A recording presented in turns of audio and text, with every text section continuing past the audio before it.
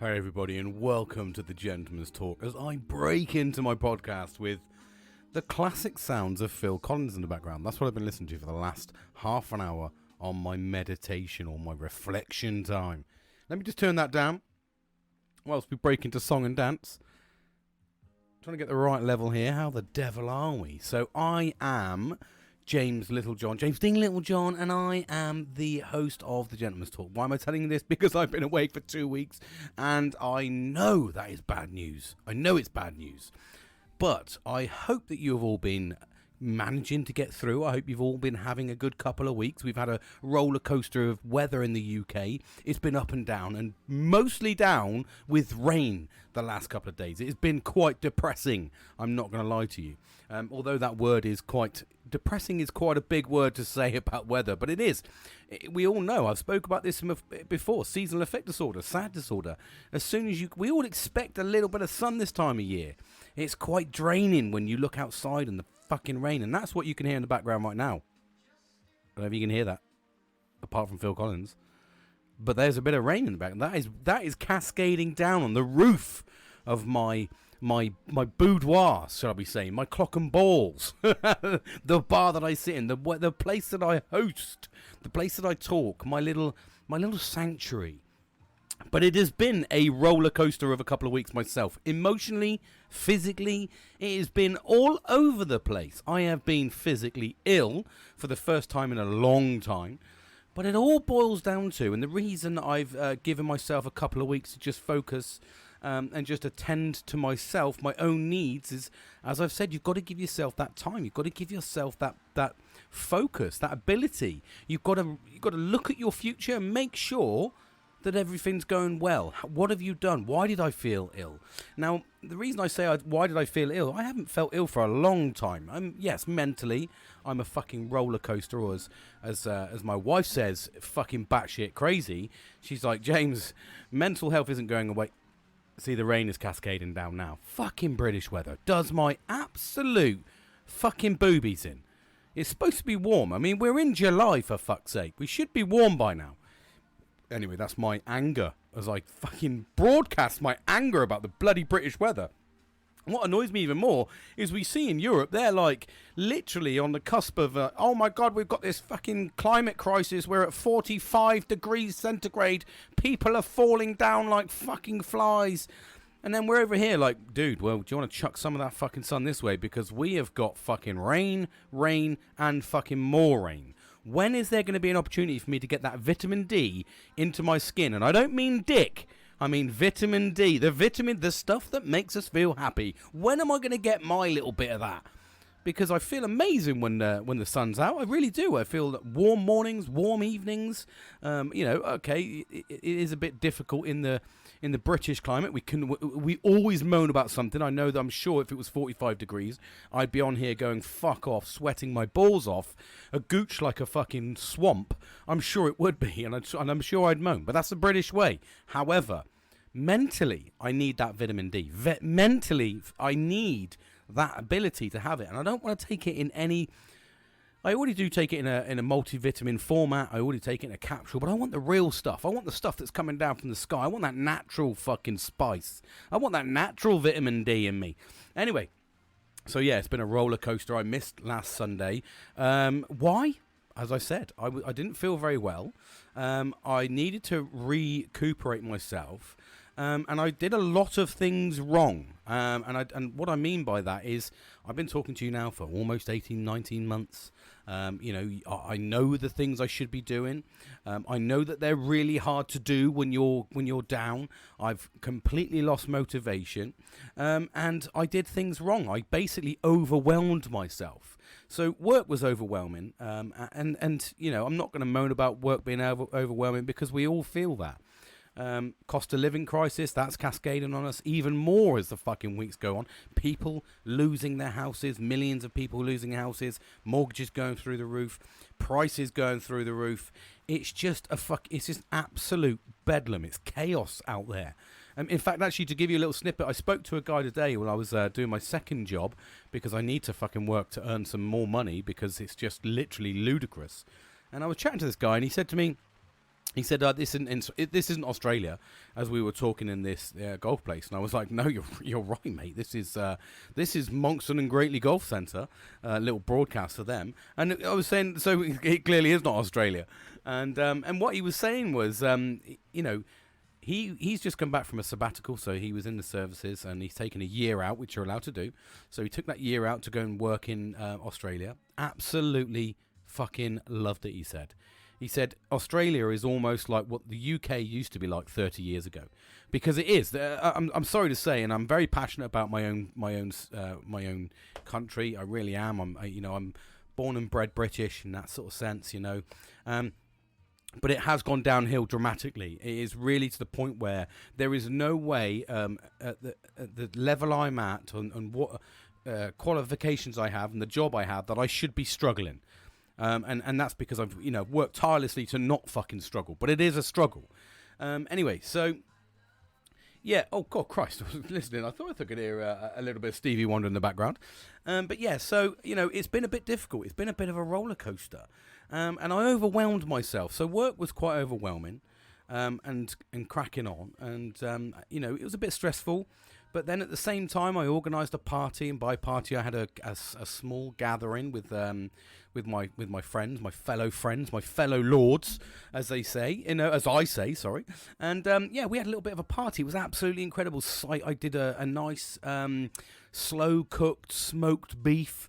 I did. We had cocktails. We just had a really good time. But at the same day that I organised that, I had a stressful day from work the day before.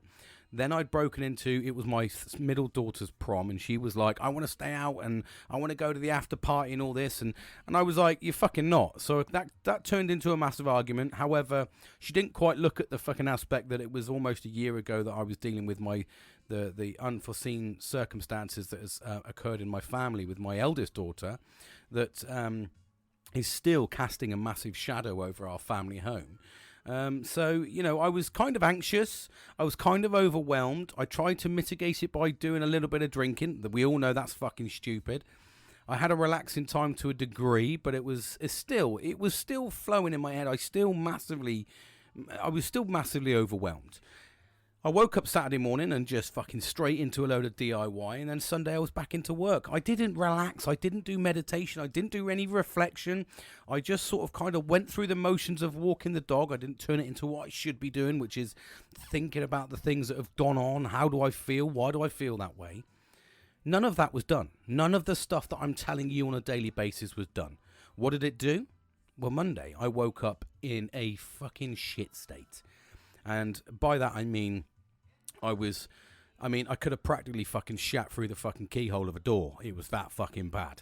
I was so ill. I was throwing. I remember. So I went down to one of the sites down in the sort of, it's down Dover way, and I was spending 3 days down there. So on the travel down was when I started feeling a bit rough. I was a bit like, I was trying to talk to my colleague, and I was like, fucking hell, I've got cold sweats here.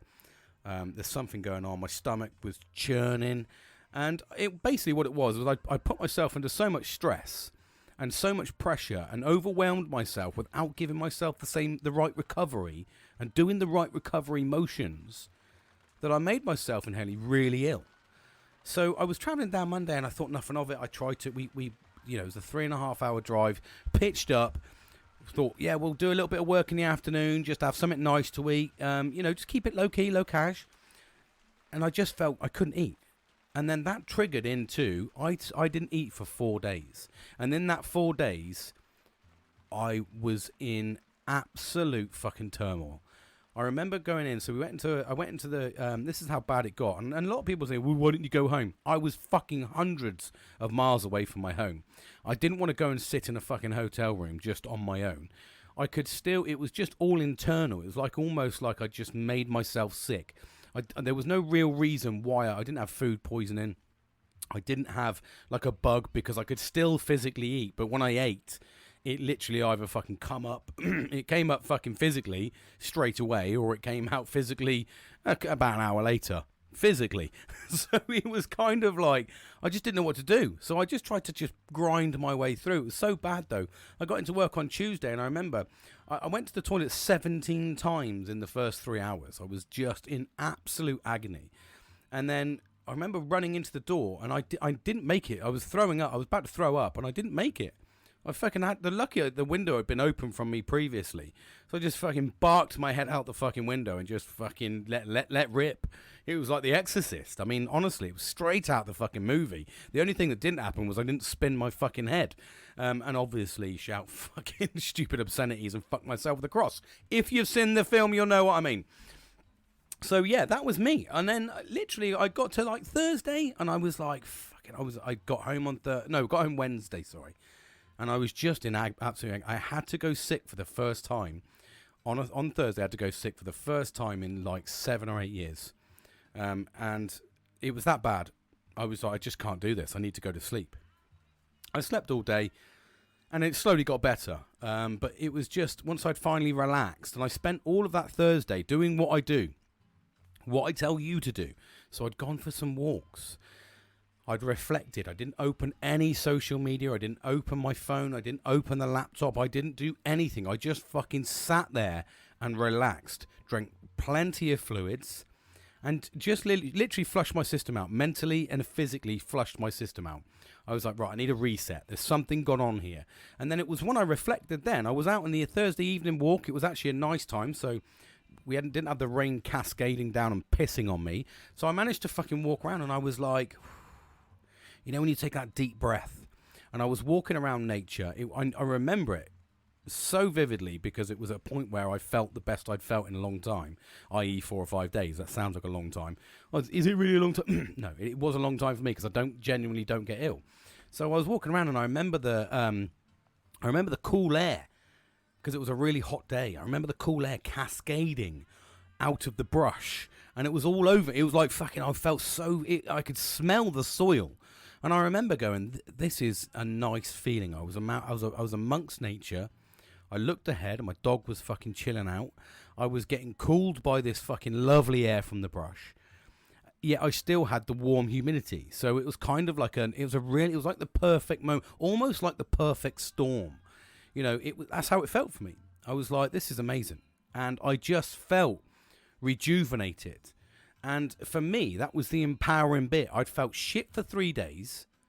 4th day, I was trying my hardest. I was like, flush the system out, go for a reflection, go for a walk amongst nature. Just listen. I put music on in the background. I just listened to music all day. I've got, like I said, I've spoke to you before. My brother has guided me into the Spotify DJ app. If you go into Spotify, there's a little DJ. His name's X. And he plays all the songs ever since if you've listened to Spotify like me since like 2015, I think I joined Spotify. And since then, obviously, I've listened to an absolute plethora of music. But it gives me examples. I love it. So it was like a real concoction. That's what's going on in the background now. Get a real concoction of jazz, fucking drum and bass, anything R&B, anything I've listened to. It just comes up in different orders. But it's a really good way of reflecting. I found it works in unison with my reflection because it gives me music that I really know works. It's all music I've played and listened to. It's all music that if he recommends music, it'll be in alignment with the music that I've already listened to, and that'll be your new artists. So it really works for me, and I found that out on that Thursday that by doing everything that's right, I started to feel better. And I wasn't quite 100%. I'd gone into the second weekend when I should have been doing my podcast on a Sunday, and I missed it.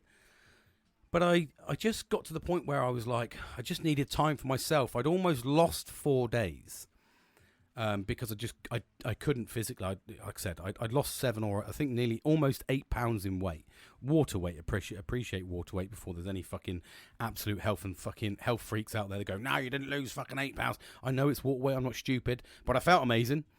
But I didn't feel amazing. I was quite weak, but I felt slim, which was quite nice. That sort of when I reflected heavily on that Thursday, I was like, oh, you're feeling pretty good, James, because you've not been chucking junk food down your throat. You've flushed your system out. You've gone amongst nature. You've relaxed. You've taken some time. And I just extended that feeling. So I got into Friday, and I remember Friday being exactly the same. I I went into work on the Friday, and again, Friday was a little bit of a stress because it hadn't gone away. I still had work to do. However, finished early, and I just followed that into the weekend. And the reason I didn't do a podcast was because I'd worked on the Sunday till 7:30 at night. So I do my job, and every other week I work Sundays mornings, or I work Sunday afternoons. And what I'd done is I just got late, and I was like, I just wasn't in the mood. I'd worked, and I was like, no, James, the reason that you're not feeling 100% is because you're not giving yourself the time to recover. That is the basis of it. Which draws me in slightly into, why I've put that as a title today. Today's pain is tomorrow's power. And that resonates with me. Why? Because I felt awful from Monday to Wednesday. There's no reality about it. There's days where I didn't physically want to get out of bed. I felt fucking shit. My head was like all over the place.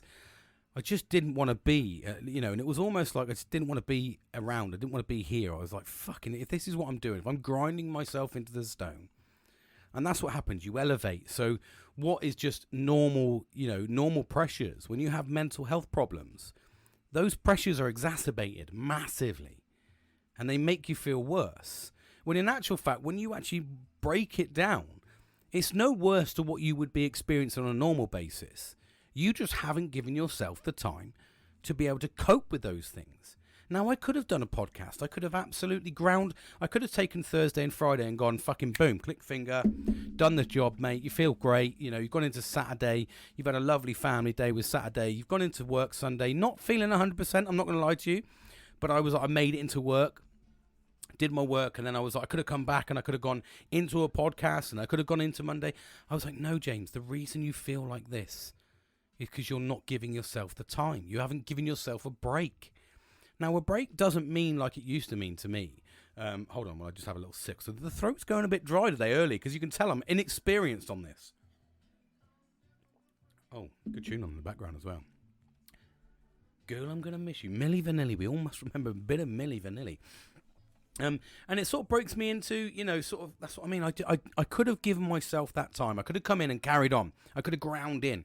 But that's the problem with what we do. That's what we do as men. We don't sit there. We don't get emotional. I didn't get emotional about it, but everyone kept saying to me, go home, James. You shouldn't be doing it. I was like, no, just fuck off. Leave me alone. I want to get my head down. I want to fucking do what I'm here to do. I'll have a shit night's sleep. I was in a hotel. I was away from all my fucking family, and I just didn't feel amazing. And I was like, you know what it's like when you feel unwell. You want to be somewhere where you feel comfortable. You want to be at home. You want to go to your own bed. You want to feel that's your recovery area, isn't it? It isn't a fucking hotel room, a shitty hotel room in the middle of a city you don't have a fucking clue with. That's not recovery period. Just led there going, this isn't my bed. This isn't the conditions that I normally set up. I've got a fucking lovely fan that cascades over me. I didn't have that. So all of these things just make you feel worse. Now, again, like I said, I could have ground in. I could have done the typical man thing, ground through. Said, no, it's fine. I'm not going to sit here. I'm not going to show emotion. I'm not going to sit here and fucking look at me. I'm just going to grind on through. No, I didn't want to do that. So what I did was the following week, which is the week that's leading up to this reflection point, I closed everything down. I cancelled meetings. I cancelled site visits. I went, right, I need a week to enjoy the fact that I can work from home. And I'm going to take it easy. I'm going to do some administration. I'm going to do my normal stuff. I'm going to take my time. I'm going to utilize the flexi that I built up from the long hours I'd put in from the previous weeks and close down early. And I was just going to absolutely manage myself. I was going to get that work-life balance back. And what I did by that was I broke into this weekend feeling better. I had a really good Friday night, really relaxing. I had a really good Saturday, nice relaxing Saturday. Worked this morning. And then a relaxing afternoon. I even had a cheeky afternoon granddad nap, a little granddad nap, mate, for a couple of hours, because I was just like, and it's a constant. The thing I say to you all the time is mental health is a constant battle. It's constant. Once you're in that mental health zone, once you've been diagnosed with depression, stress, anxiety, whatever your mental health may have been diagnosed, or if you haven't been diagnosed, then you need to look at trying to build yourself up to get diagnosed. If you've been diagnosed with any of those illnesses, life's a challenge. Like I have permanent PTSD. So for me, that just rules my life. Wherever I can't stop the driving, it's activated by driving, so I get anxious about that. It's a constant battle. So I know that it's a constant battle. I know that things still flare up. I still have these. My whole outlook in life has completely changed through mental health. Now, if you speak to my wife, you speak to my children, they'll tell you, especially my wife, especially my parents, people that have known me all of my life, most of my life. Most of my life being my wife, and all of my life being my parents. Even my brother, they'll all, these people, even my best friend Keith, anybody that's been around me for the majority of my life will explain to you or tell you how different I am and how different things are from what I used to be to what I am now. The driving factors, the fact that I don't sit down, I don't relax, constantly on the go. The ADHD is just absolutely fucking ballooned out of control in some aspects. I get that crippling sensation. Like I know for a fact I've got artwork to do. I haven't even got an inkling of interest to do my artwork. I just genuinely have not. But by me talking to you about that, I literally, it infuriates me. It makes me angry because I'm like, come on, James, pull your fucking finger out your ass. But the problem is, that's the reality of it, is you can't pull your finger out your ass. You can't snap out of it. You can't man up. There is nothing you can do. Mental health is a serious condition. And people don't understand, and people need to understand that. And men are absolutely fucking barbaric to themselves because we don't talk about this. We just literally float through life. I know for a fact, you can hear it in the voice. So I talk to a couple of my friends every single day, and we absolutely make an effort. But I can tell that life's a strain at the moment. I can tell it is in all of my friends, and people will tell it from me when I don't talk to them. You can hear it in people's voices. If you talk to someone regular enough, it is abundantly clear when they're not right. And that's the infuriating bit for me, because I can pick it out like that. I can literally go, there's something wrong here. And sometimes it does get to the point where I'm like, there's something wrong. I know there's something wrong with you. I've advised you there's something wrong with you. You need to fucking go out and do what you need to do to build yourself up, because you need to work on yourself. You need to be in control of your own life.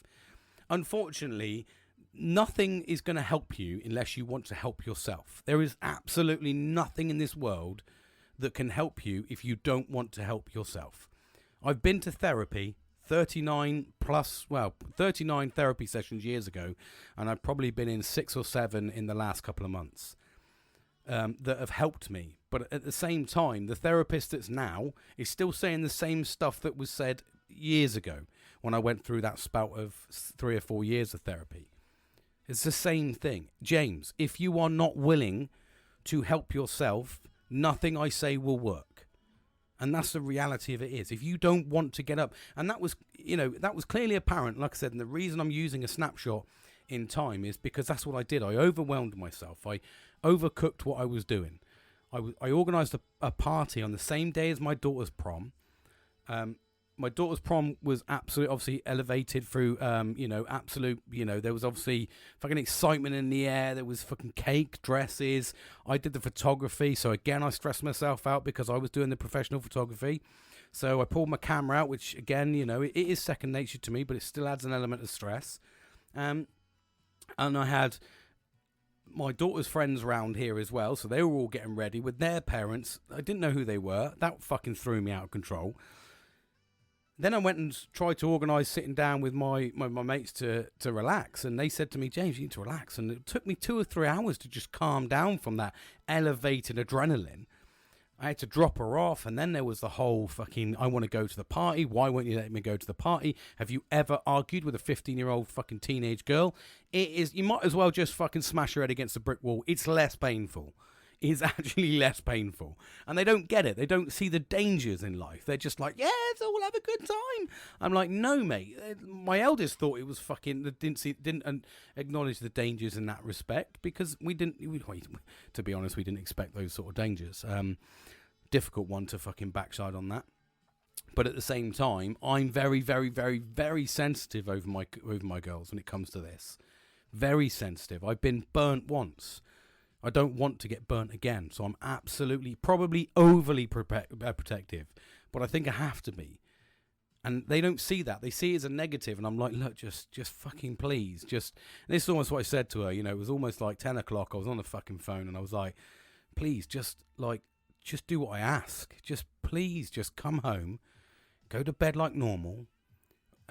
You can enjoy life as you get older and more mature and you know, I don't have to sit and stress. I don't want you in a situation I can't control with about fucking 20, 30 fucking teenage boys all drunk. I don't want to deal with that situation. That's not a situation I'm going to go to prison for.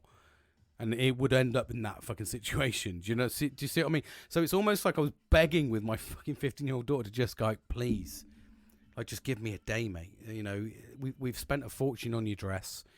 We've done all the arrangements to take you to fucking the prom. I've done the photography for you. You know, what more? You know, I've hosted fucking your friends and their parents. What more do you want? You know, this extra bit you're asking for is unreasonable to put me under that pressure. But that's the pressures you go through. And even my wife was like, well, James, you know, what do you think? I was like, what do you mean, what do I think? Like, why are you even asking me this question? What do I think? Like, get on the same fucking page as me, mate. You know? So that's the frustrations. And these are the things that happen behind doors that you don't realise are happening behind doors.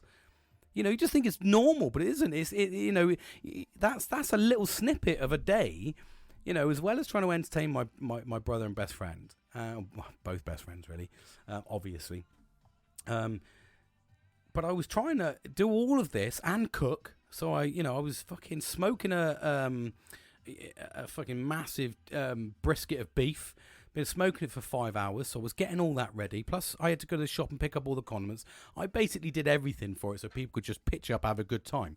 And that's what I like doing. But at the same time, I don't realise the stress I put myself under with all the additional stuff. And I was just like, fucking hell, please, just don't argue with me for this today. And it was like, can I have a shot before I go? Why do you need a shot before you go? Okay, well, have a shot then. Yeah, fucking fine.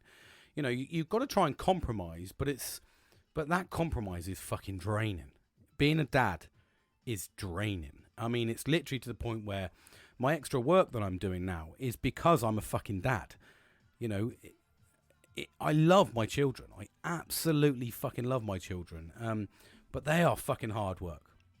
And I genuinely mean sometimes that I'm like, I don't think I can fucking deal with this. And that's the pressures you deal with children, as well as you go to work and you're dealing with what can be perceived as fucking idiots. I mean, literally idiots. And you're just like, you're making my life fucking hard. Then you're getting pressures from up top, and then you're getting pressures from fucking down below. Then you're trying to look after your own self. You know, Christ, I feel a bit overwhelmed. And I do. I've put on a good stone, I think, in the last couple of fucking weeks. Because I've just been like, fuck this. I can't be doing with it.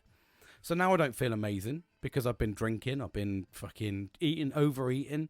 Not been looking after myself. Not been getting as much exercise. And it's amazing what can happen in 2 weeks. In 2 weeks from feeling ill, from that Friday when that all started, which was 2 weeks and 2 days ago, 16 days, within that 16 days, how my life has changed. And I'm like, wow, James, you have completely and utterly lost control. Now, I didn't lose control to the point of, you know, the places I've been before. Why? Because I've got coping mechanisms in place, and I acknowledge, and I always try to put a positive spin on things. So at the end of the day, I'd be like, oh, okay, so don't worry, James, you know, it's a little bit stressful, but just put that to bed. You know, just that's not a pressure. You know, and I went to work and I opened up a bit. Like, that's a bit more pressure, mate, than I should be taking. So I'm talking. That's the importance of talking. The importance of talking is identifying and getting people to support you. So I went to work straight away on that Monday. I was like, I need some support, mate. I'm getting beating up from fucking up, down, left, right at the moment. I'm getting an absolute kicking in work now, and I can't be doing with that. This is stress I don't fucking need, and it's down to incompetence. So please help me out. Then I go home and I'm like, right, let's have a fucking chat about fucking life around the house. and I was open and honest. Let's be fucking frank here. Let's not do stupid shit. That shouldn't have even been a question. You know that shouldn't have been a question. She knows she goes to the prom, we pick her up at fucking 10 o'clock, and she comes fucking home. She's home safe, job fucking done. That shouldn't have even been a question. You shouldn't have even been thinking about that as a question. You know where I want to go. And then you're putting the ball in me, ball in my court, because you're making me feel like I'm the ogre for saying no. However, I'm saying no because there's a genuine risk here. And I'm not talking about fucking health and safety. I'm talking about as a genuine risk. I don't feel that this is a risk I'm willing to take. I'm still dealing with the fucking risk that we allowed last year in the same situation. I'm not risking that. So it's kind of like, that's where you need that support. And I think that's where I try to be as open as I can. Sometimes people say it is like, oh, God, yeah, James, you're a bit of an oversharer. I'm not an oversharer at all. I don't tell you what shit I've had. I don't tell you, oh, God, I've had a fucking banging shit day. Oh, yeah, my fucking breath's a bit stinking because I think I've got gingivitis. That's oversharing.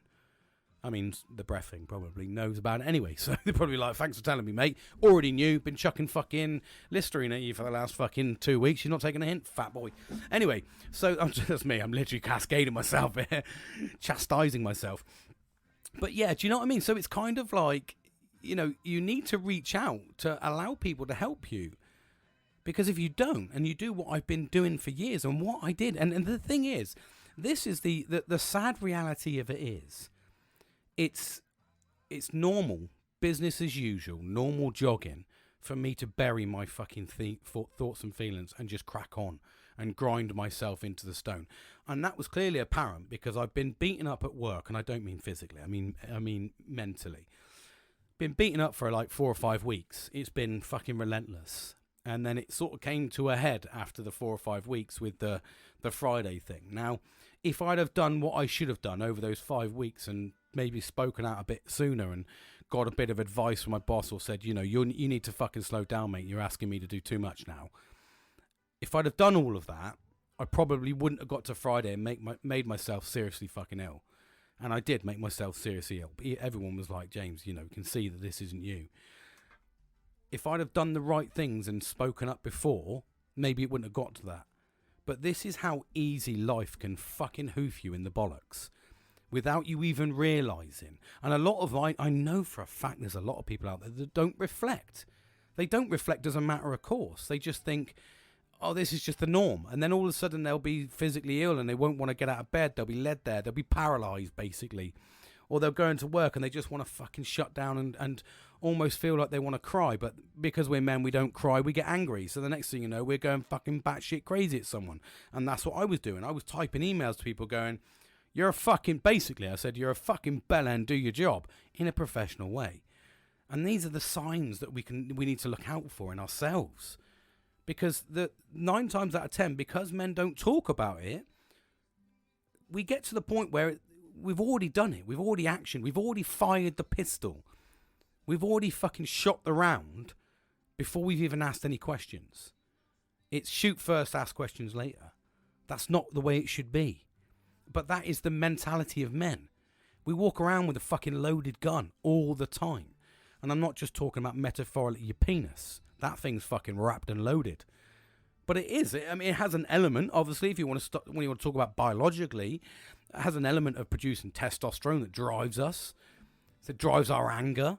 So if we're walking around mentally fogged up, mentally fucking drained, and we've got that fog that I talk about over the face. If we're walking around with that mental fog, and we're not doing the right things, i.e., we're not having a good sexual relationship with our partner, or we're not having a good open relationship in terms of how to manage our lives with our close friends, family, and loved ones and work colleagues, i.e. we're not talking about the things that are affecting us. If we're not having an open relationship going, this is affecting me, how you're treating me is affecting me, then what happens is, ultimately, as a man, you will get to the point of self-destruction. You will get to the point where you'll just get overwhelmed. And you'll go one of 2 ways. And I literally challenge anybody to fucking tell me if there's a different way than the 2 ways that men go. You either go to the point where you end up fucking wanting to fucking kill someone. metaphorically speaking, but you get really fucking angry, or you get to the point where you fucking shut down completely and utterly, and we choose the suicide route, which is why our statistics are going through the roof. And if you've seen statistics, and there's been predicted statistics at the moment for this year and the last couple of years, and the suicide rate for men has gone up again, because the pressures of cost of living is felt by the man. And yes, there is, I'm not just saying it's just the man, okay, I'm not just saying, I'm not categorising, labelling as just the man, but inherently it does. It falls to the man. If you have a man in the household, he'll feel that pressure. Now, I'm going to caveat that straight away with single mums. I've got a colleague, I've got a next door neighbour of mine, and I know she feels the pressures of this, and she's a single parent, she's a single mum, absolutely fantastic woman. And I know she feels the pressures because she's having to navigate a cost of living, and she's having to navigate a house and raise 2 children. So I get it. I'm not just saying it is. But statistically speaking, in most relationships where there's a man present, he will feel that pressure, because that pressure will be felt with him, either through society or through the expectations of the wife, partner, or loved one. And that will naturally fall with that person. And sometimes it doesn't even have to fall with that person, but a man will think it's their responsibility. Oh God, we're failing. I must fucking shut down, and I need to earn money. I've got to do this. I've got to go out. Oh fuck, I can't do this. It's got completely on top of me. So what I'm going to actually do now is I'm going to completely shut down, and I'm just going to fucking completely ignore everybody. Then what I'm going to do is lock myself out. I'm going to do some drugs. I'm going to do some fucking drink. I'm just going to absolutely, and then I'm going to get really angry, and then I'm going to fucking basically go batshit crazy. When we could have mitigated all of that by sitting down and going, fuck, I need a bit of a help. Because I know for a fact, and this is the mitigation pit of where I talk about speaking, I know for a fact that my next door neighbour has spoken to her family and loved ones for support, and they've reached out and supported her. Now, what do men not do? Men don't go and say, I need some help financially, because it's a sign of weakness. But it isn't a sign of weakness. It's what we instill in ourselves. It's what we say to ourselves. You're weak, James. You can't produce money. You can't look after your family. You can't generate the money. Even though we have no bearing on this, there's no physical way we can control inflation and things like that, but we feel like we can. I mean, just to give you a little curveball that I experienced this month. So I work for the government, basically, in a way, in an indirect way, not a direct way. So don't think about trying to fucking, hack me or anything like that, because you're not going to get anything out of me. But what I mean is, I directly work for in a sense. So my wages was £485 this month, down. Like, literally, I just didn't get paid it. So I opened up a dispute, and I was like, right, okay, well, I'm £485. Can you explain to me why I'm £485 down? Because I there's no reason why I should be. Now, that's a considerable amount of money, £485. That's not just like a, £30, £45, £50, £60, or even £100. This is almost, £500 down. It took them 13 days to get back to me. So within this time frame of the last 2 weeks, that also was going on. So not only did I build up pressure from work, I built up pressure with life. I got the money fucking kick in the dick of thinking, I'm £485. Am I getting that money back? Because if I'm not, I'm in the shit. I didn't go to anybody. Well, actually, I did. I told quite a few people. But again, we're in a cost of living, so what can you do? So I got it back eventually. But even when I got it back, they said to me, yeah, you'll get it back at the end of the month in your next pay. And I went, excuse me, no, I fucking won't. I said, I've read policy, mate. You got to pay it back. And they said, well, will £400 do as an advance pay? I was like, no, I want my money that I've earned. I don't know how you don't get this. I want my money that I've earned. So that's the argument, but that's an outsourced pressure that I couldn't control. And that pressure was sat with me. Did I go and tell anybody? No, I didn't. I just kind of went, fucking hell. And I sat there. I tried to deal with it myself. It got to the point where I was like, I'm just going to write a fucking written complaint. I've had enough. But that is another pressure that I didn't pass on. I didn't share with anybody. I just went, okay, right, what do I need to do? I need to go and fucking sell some stuff. I need to make some things. I don't know. I don't know what to do about this. So instead of sharing that problem, I just fucking battered through with it and tried to deal with it. But that's the problem with mental health and men's mental health, is if you don't unlock the problems with the right people, you don't nurture the right people, you don't look after yourself, you don't do the right things that you should be doing, i.e. reflection, i.e. meditation, i.e. having fun with your friends. It's like this weekend, for instance, I've not seen really anybody, and I've been depressed all weekend because I've not had any fun. I've not done any. I'm just like, okay, I feel relaxed, but it's kind of like a double-edged sword. I want to go out and enjoy life. I want to speak to people. I want to have a bit of fun. I want to try and do things to have a bit of a time for life. But I didn't take the right time that I needed at the time to make myself feel better. So now I feel a bit better. I'm now going, oh fuck, why haven't I done this? I haven't done that. And it's almost like I forget that, actually, James, you've just been written off for 2 weeks. For 2 weeks, you've almost been sleeping 12, 13 hours a day. I was going to bed at like fucking 8 o'clock at night and getting up at fucking 7, 8 o'clock the next morning. I was like, you've completely forgotten that you've wiped yourself out, James. And that's the men's focus. That's a men's mental health problem. That's the reason why statistically our suicides are through the fucking roof. Because we don't talk. We don't share our problems. And like I said to you at the start of this, today's pain is tomorrow's power. What do I mean by that?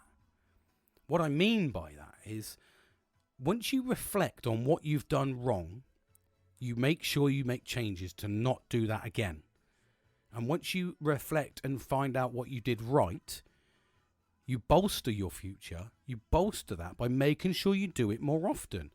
If that does mean, do you know what? In all of that, in all of that negativity for the last 4 to 5, 6 weeks, and the build-up and the 2 weeks of feeling ill, what did I feel the best? Well, what was the best time for me? Well, there was 2 occasions that were the best time. 3, actually. 3 occasions that were the best time. The first one was, obviously, my daughter's prom, getting to see her dolled up pretty and go and enjoying herself. That was a really humbling moment as a dad. I reflected on that afterwards because I didn't really enjoy the moment because I was doing all the hosting and the photography, so I didn't really enjoy the moment. Plus, my daughter's a fucking right diva as well, so she was like, "I'm not standing on the grass." I go, why? Because I'm gonna get dirty fucking shoes. What are you talking about, mate? You're going out there. You're not going to a red carpet scenario, mate. You know what I mean? You're going to the fucking. You're gonna walk across grass and car parks and everything anyway. Shoes are gonna get fucking dirty, but. Anyway, that was a humbling moment for me. Then the other one was when I reflected, and when I reflect on the night I had with my best friends, my brother and my best mate, 2 brothers we call them. That was a very, very, very fun night. A very fun night. I enjoyed that. My mate, Kieran, got his usual absolutely fucking fueled on drink and was in bed by 12. And me and my brother, we chewed the fat and chatted till the early hours, 2:30, 3 o'clock in the morning. Just chatting, just putting the worlds to rights, reminiscing about being children, reminiscing about all the things we did as children. And it was a really, really good mood booster. An absolute amazing. I can't remember. Do you know what? I was going to go in for the third one, but I can't remember what the third one was. But anyway, they were the 2 biggest mood boosters for me, to the point where I've actually organised another party, a joint birthday party between me and my other brother, Kieran. We're going to have a joint birthday party next month. And I've done that because I'm like, right, let's have a good time.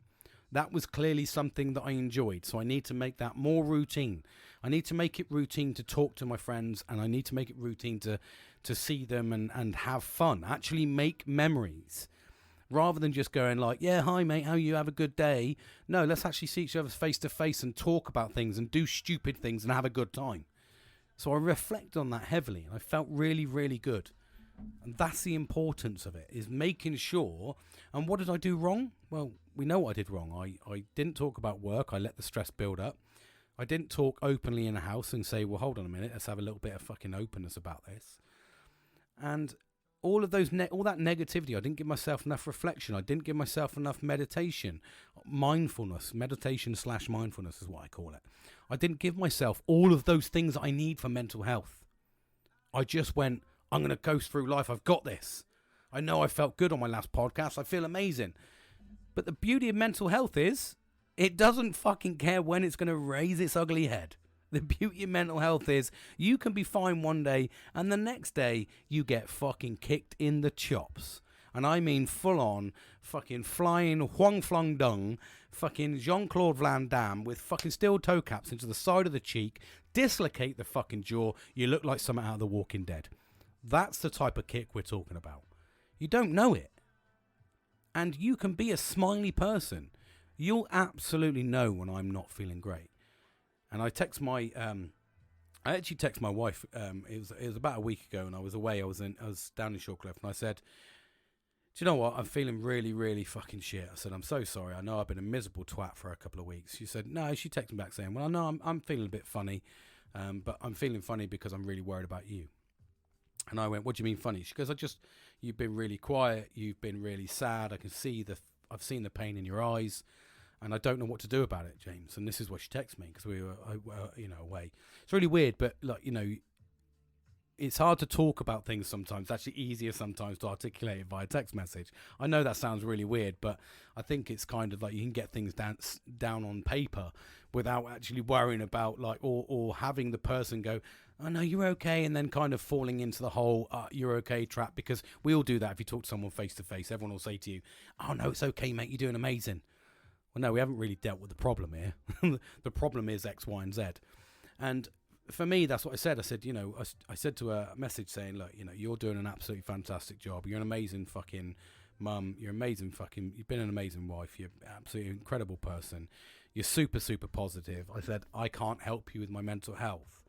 And she messaged back saying, "James, I know your mental health will never go away, but I'll always worry about it, because I've seen where you can get to, and where you can get to you never spoke about." And that's the reality of mental health. And I think that's her worry, is when she sees me in that place, and I've been like it for the last couple of weeks, that what people didn't realize is the reality of my daughter asking me to go to an after prom party. Now, people might look at that as an overprotective element and just go, "Well, he's been an overprotective dad, fucking," but don't realise that that's almost like the anniversary. We're almost at the anniversary point, a couple of months away, because this was slightly later, from when it happened to my daughter and what happened with my eldest daughter last year. And we still haven't got resolution from that. So we're still waiting for the courts to decide if it's even going to go to court. So that's still a massive, like I said, a massive dark shadow. But what it did do that night was it dragged up all of those memories, and you can't help it once that memory's been brought up. Also noting the fact that I was then drinking, so the emotions started flowing, and that's a horrible thing to do, because I wanted to enjoy myself, but these were all battering around my head. Did I talk to anyone about it? No, I didn't, because I don't want to burden people with it. But that's the reality of it. Is my mind was so fucking confused and so consumed with negativity that it was unbelievable, to the point where I showed the photos to my daughter of her prom, and she said to me, "Well, I don't look very pretty in them." And I took a massive offence to that, because I was like, "What do you mean you don't look fucking pretty in them? Of course you look fucking pretty in them. You're stunning. Everybody says it." And she said, "I don't feel that." And I went, "Well, I felt that." I took that personally, because I was like, "Well, I've tried to do my best here, and now you're saying it's shit." And that's a personal opinion about herself, and I get that. I get you always think you're not as attractive as you actually are. I know that. I've lived that fucking lie all my life, thinking I'm not attractive. I know what it's like when you don't think you're attractive and you don't think you're worthy or worth anything.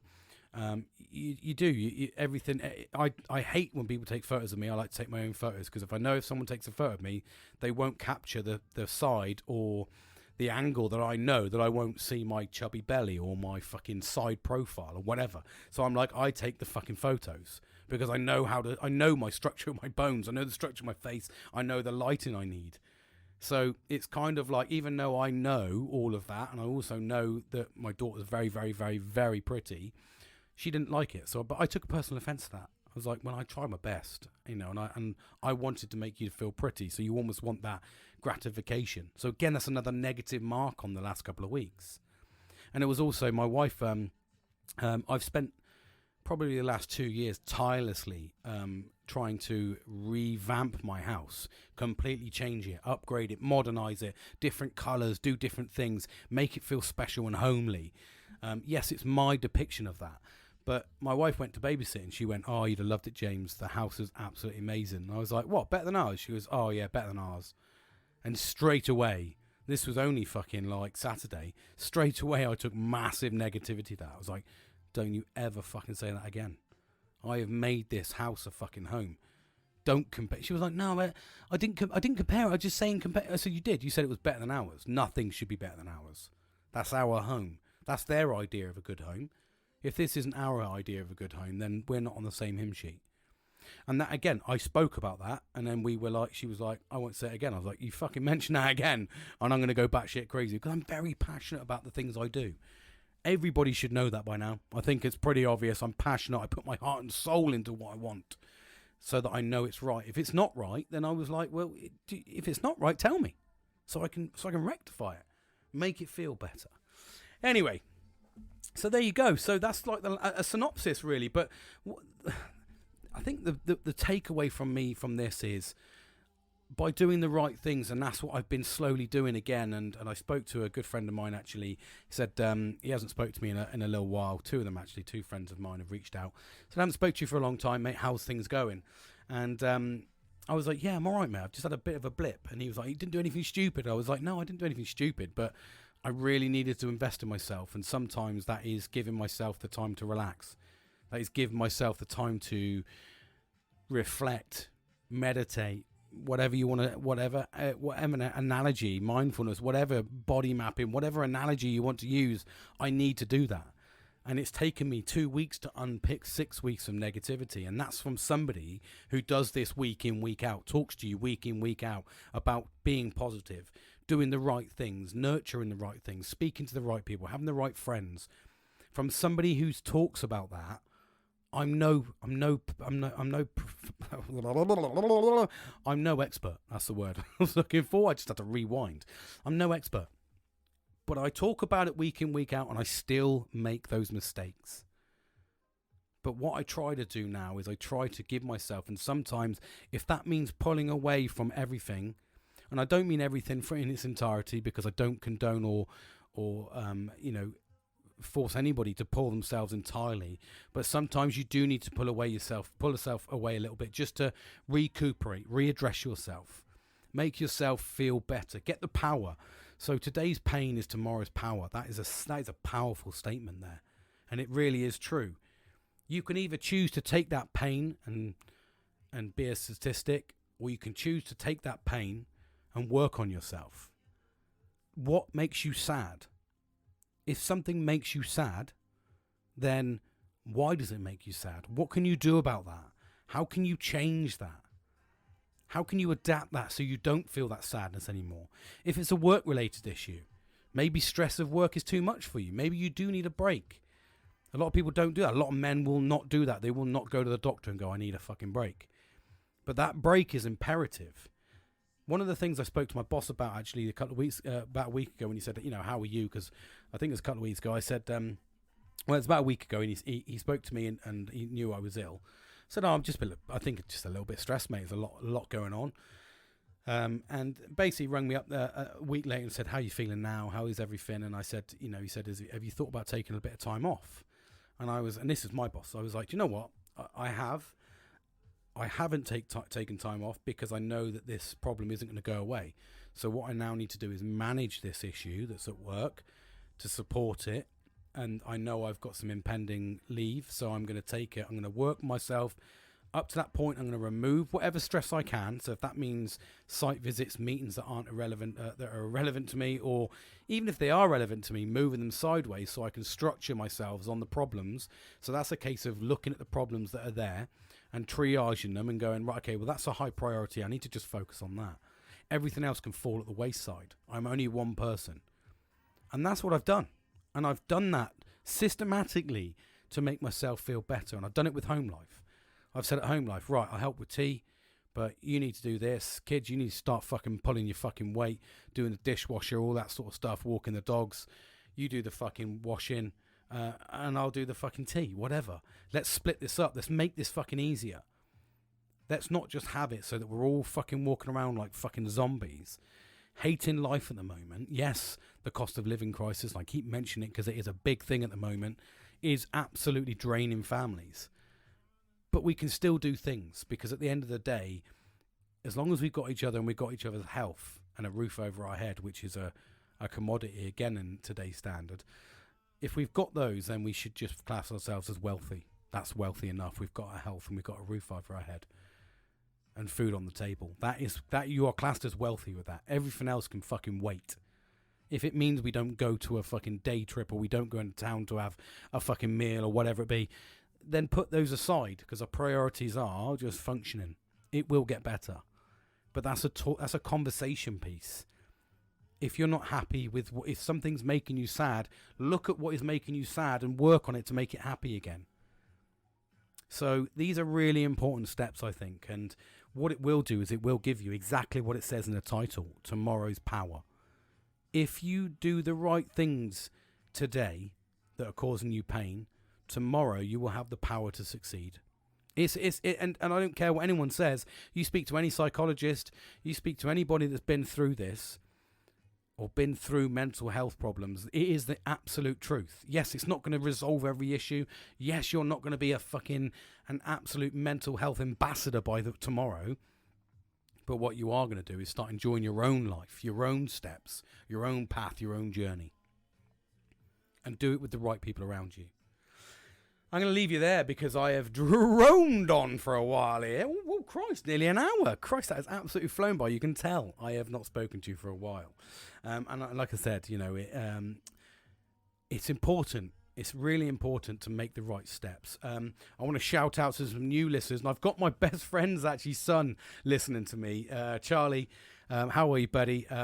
Yeah, I know you're a young lad. You've got a lot going on. So, the world is your oyster. But hopefully you've taken some, as you listen your way through, you've been taking some tips to maybe start your journey of life. You're only a youngster yourself, with success. Do the right things from the start. That's what it's about, isn't it? Trying to capture these people, capture these men young, so we can start, nurturing the new ways. And if you're listening, so I've got a lot of people listening from Ghana, Canada, America. I've been looking at my stats recently. Fantastic work. And I hope you're all having a positive time. I'm hoping that the tips and trips that I'm advising you on, or what I do that works for me, maybe they're working for you. And of course, a shout out to all my fellow brothers that have listened to me all the way through. I hope you're still listening. I hope you're still having a good time, and lots of love for all of you. Have an amazing one. Take care of yourself, but give yourself that time. I really, really, really mean it. It's so easy to just get lost in life, and just you put your head down as I say as a man, but it's really but you really do. And like I said, I'm due to my diversity and inclusion role, I am privy to a lot of statistics that come through, and unfortunately the statistics are rising because there's a lot of pressures at the moment, and men just don't want to talk about it. Still don't want to talk about it. They just want to fucking take that option where they're just like, life's better if I'm not here. Well, that's wrong, because life is better with you here.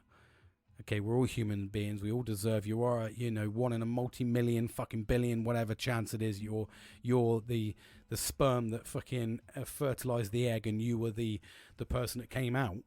That's a once in a lifetime chance. It's your journey. Enjoy it. Everything can be resolved. Everything can be mitigated, or you can have people to talk to. There's people out there to listen to. There's a massive amount of charity groups. There's a massive amount of people. Nurture the right friends around you, and you shouldn't need those, to be honest, because if you've got the right friends around you, they'll listen to you and they'll support you on your way. I'm very, very, very blessed to have a good selection of people around me that tap into me and make sure I'm okay, and vice versa with them. I think that's so important. It's hard when you get locked into a shit path, and you when you stick your head down and you just fucking block everything out and you think everything's going to be okay. I can guarantee it's not. It really isn't. It's never going to be okay. You need to do the right things to make your life better, and that means nurturing the right people around you. Give yourself that time. If you're feeling stressed, take time out of the stress. Just even if it just means sitting in front of the TV and binge watching TV, just to take your mind off of the focus of a laptop and social media and fucking iPads and iPhones or fucking mobile phones, whatever you want to, all this fucking technology. It's overwhelming. Absolutely overwhelming, okay? So make sure you give yourself the time, and please, please engage with your friends. Reach out to them, because it's so important to have the right family, friend, loved ones around you. They will guide you, I promise you. If they're the right people around you, they will guide you, and I do promise you that. Take care of yourself, look after yourself, have an amazing week, and I look forward to talking to you again soon. Take care, everyone. Love you, bye.